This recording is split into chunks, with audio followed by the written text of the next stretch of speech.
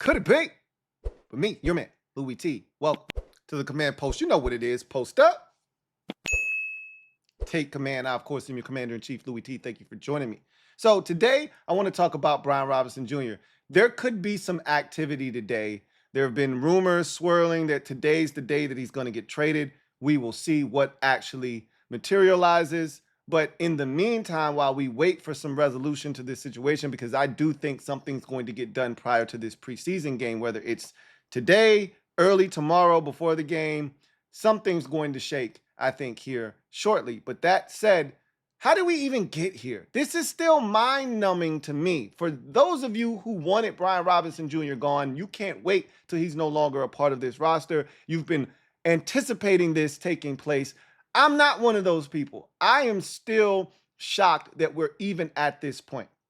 And it's still hard for me to wrap my brain around the fact that they may get nothing for him. They may flat out release him if they can't find a trade partner, which I'm okay with trading him.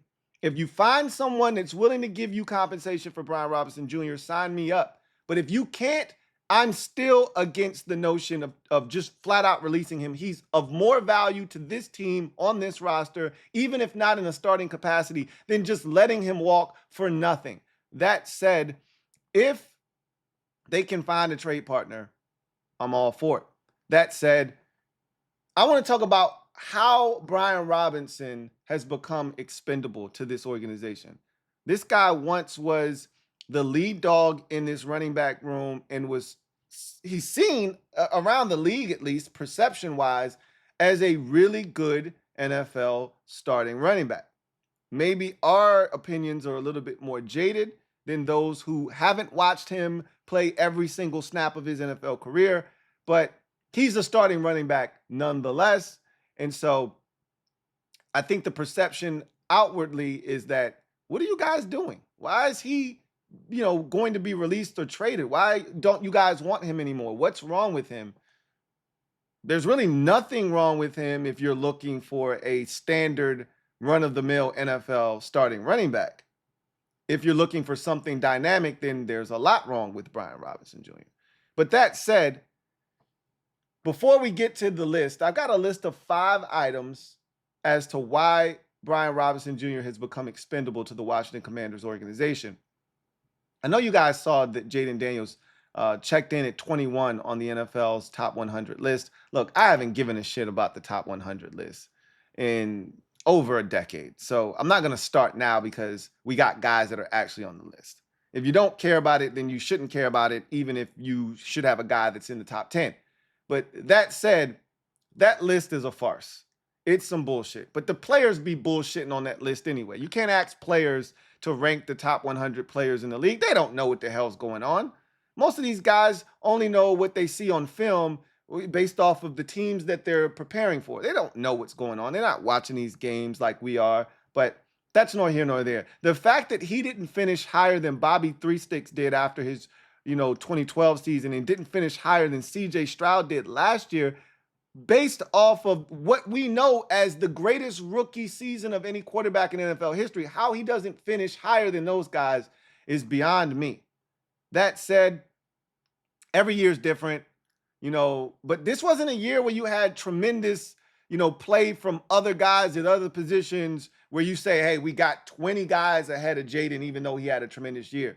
I just don't see how Jayden Daniels, 1, isn't a top 20 player in the league this year. 2, not a top 15 player in this league. You could make the argument, okay, he's not top 10. Fine, I'm listening. But not top 15?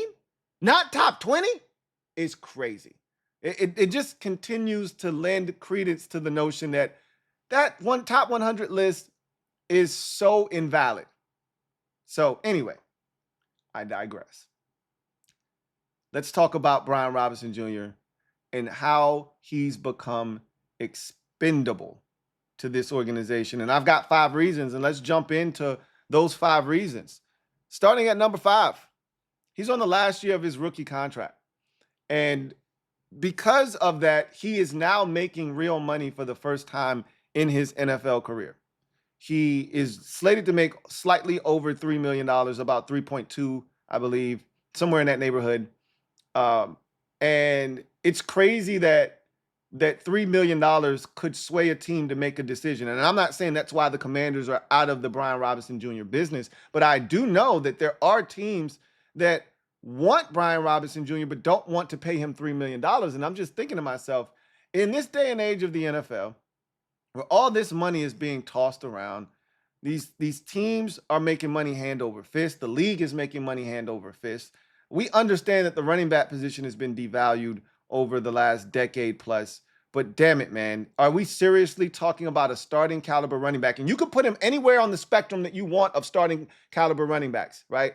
You can put him at the high end, which no one's doing that. Or you can put him in the middle, which a lot of people are that are outside of this fan base. And you could put him at the bottom of the starting running back tier, which is probably where most of our fan base has him. It doesn't matter. He's still a starting caliber running back, and a starting running back should be able to command at least $3 million. I don't understand why this is an issue, because there are teams that are interested in trading from Brian Robinson Jr., but the $3 million is too much for them to stomach. I'm struggling with that. Either way, the fact that he's on the last year of his deal means this to the Commanders. It makes him expendable. He's not a part of their future. I've talked about this with you over and over again. I said, even if Brian Robinson Jr. rushes for 1,500 yards this season and 20 touchdowns, I don't think he's coming back. Now, that would have been a crazy season, right? That would have been ridiculous. And maybe they try to work something out with him if he were to do that. But I was only being that outrageous to make the point that no matter what he does, his days in Washington are numbered after this season. He does not have a long-term future with this organization. They were going to move on from him. That was the point that I was trying to make. And so maybe they just decided, bro, what are we waiting on? He's in the last year of his deal. His future isn't with us. We're just hanging on to him just for the sake of hanging on to him. He was going to start for this team, and he was going to be an integral part of their offense, but he wasn't going to be a part of this offense moving forward into the future. And so if we don't see future value with this guy, why are we wasting time with him? Let's start the future with someone else and see what we can build. And so I think him being in the last year of his deal made it easy for the Commanders to say, don't want to pay him, the first real money he's made in his career. Don't want to pay him over $3 million. And we also don't see him as a part of our future. So let's go ahead and pull the cord right now. So that's number 5. He's on the last year of his deal. Makes it easy for them to say, you know what? Not interested in holding on to him, right? Number 4, lack of productivity.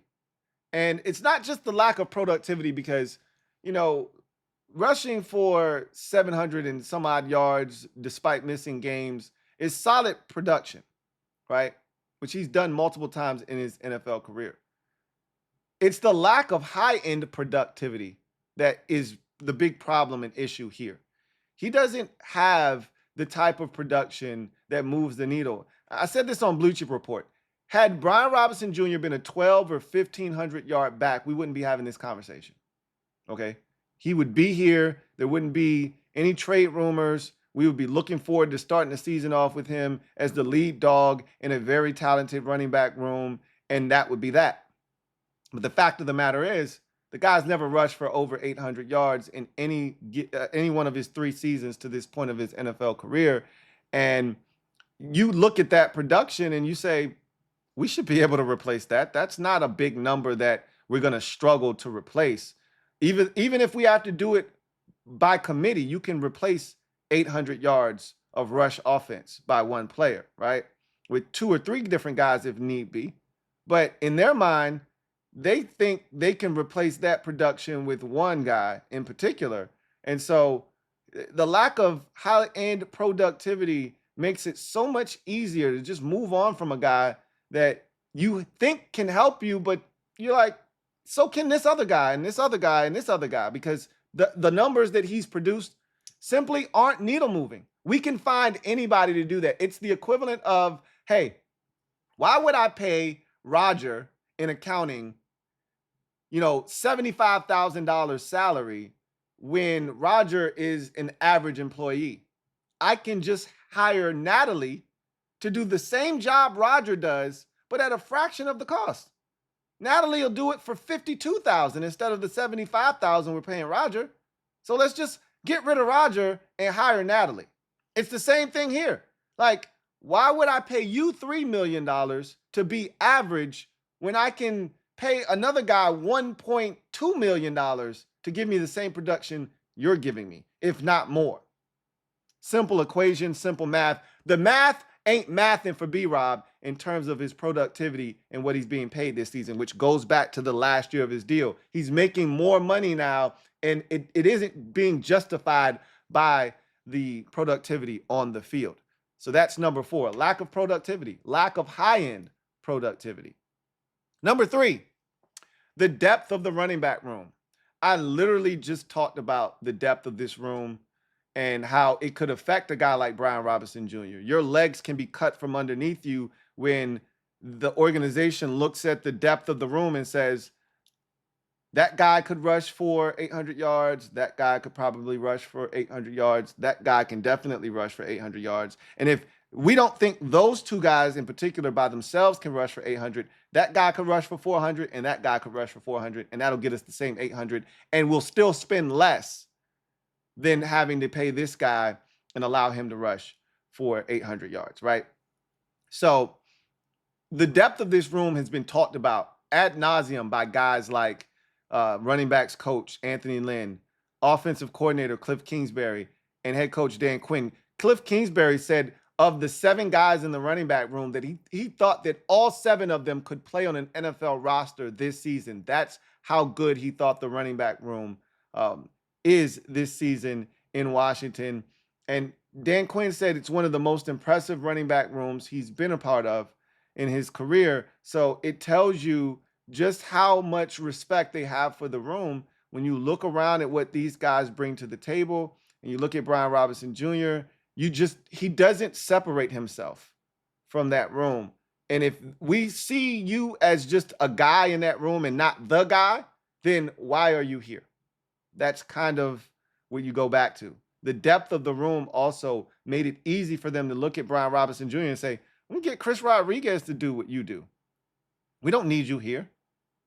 We can get J-Mac to do some of the things that you do.